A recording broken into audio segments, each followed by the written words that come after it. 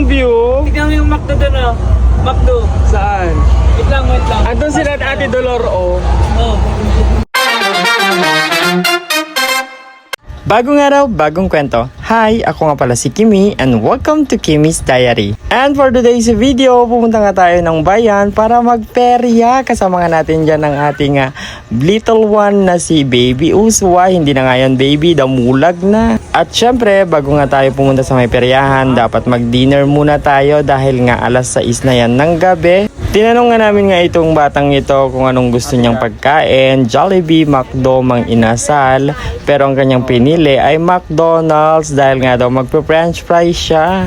Ito na nga lang ulit yung araw na kung saan nga nakasama natin si Uswa dahil nga busy tayo at siya nga ay may pasok at pasukan na. Yung huli nga naming paglabas kasama pa yung mga ibang bata ay nung bilihan pa ng mga school supplies tapos ito pa lang yung kasunod.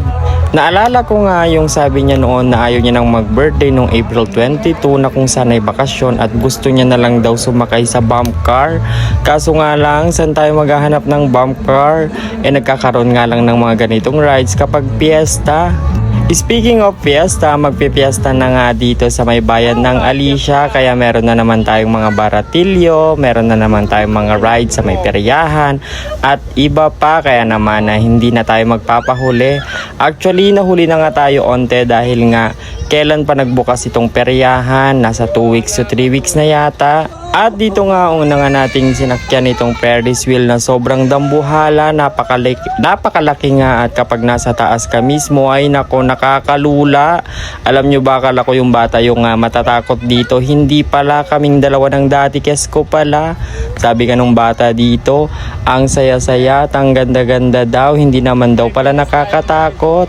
Dito nga nakita nga rin namin yung mga karuba namin na kung saan ay nagra-ride sila sa may kabila.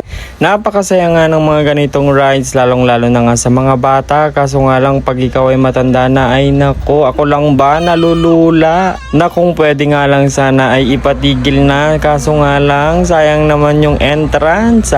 Ang entrance nga pala dito sa mga rides lalo na dito sa may Ferris wheel ay 100 per head. Kaya naman nung tatlo nga kami may 300 na. Pagkatapos nga nito ay nagpunta na nga kami sa may bump car at ang entrance nga dyan kapag mag-a-avail ka ng isang bump car ay 150 at pwedeng sumakay ang dalawa. Kaya nga naiwan na lang ako dito, taga-video nila. Yung ibang mga sasakyan ay hindi na namin inavail kasi nga na-try na namin noon at ayaw na rin daw ni Uswa sa mga ganyan kasi nga daw sabi niya hindi daw exciting, ang gusto niya lang daw yung mga ganyan Ferris wheel. Kaso nga lang humirit pa, gusto daw ulit mag-bump car. Ano ba yan, 150 na naman. Marami nga din yung kanilang mga rides dito tulad ng biking, bumper car, Ferris wheel, meron din yung mga pambata dyan na yung mga kabakabayo at marami pang iba. Pero yung gusto kong ang sakyan ay ayaw naman akong payagan ng aking daddy Kes.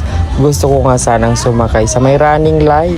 At dahil nga ayaw nga akong pasakay ng aking daddy Kes sa running light ay dito na lang tayo sa mga games. Yung ating ngang bulilit dyan ay nanonood na lang kasi nga daw hindi pa daw niya kaya. Sabi ko nga itry niya lang, 20 lang naman. Kaso nga sabi niya ayaw ko, hindi ko talaga kaya. Kaya kami na lang ng kanyang Tito Adrian ang maglalaro. Ngunit nga sa kasamaang palad, wala nga kaming naiuwi kundi mga candies lang. Kaya naman kay Uswa na lang. Dito nga ay nag-target nga ako at medyo napapagaling nga pala ako dito dahil nga natatarget ko nga yung ibang lobo. Kaya sabi ko kapag nagloko-loko kayo ay nako, tugkitik tama tayo, diba? May mga paltos nga tayo dyan pero marami tayong natamaan. Di ba pwede na pala akong mag-dart, napakagaling ko na nga. Sabi ko nga kay Uswa itry niya, kaso nga lang sabi niya mabigat daw yung pangputok ng lobo. Dito naman ay nagpunta nga kami dito sa may baril-barilan na kung saan ayaw pa rin ng aking pamangkin. Kaya naman nanonood na lang talaga siya. Sabi ko nga siya dapat ang maglalaro, kaso nga kami na nga ang naglaro dyan. Ibang-iba din pala talaga ang kasiyahan kapag ganitong mga peryahan. Kaya naman ngayon nga ay sinusulit ko na kahit matanda na nga ako.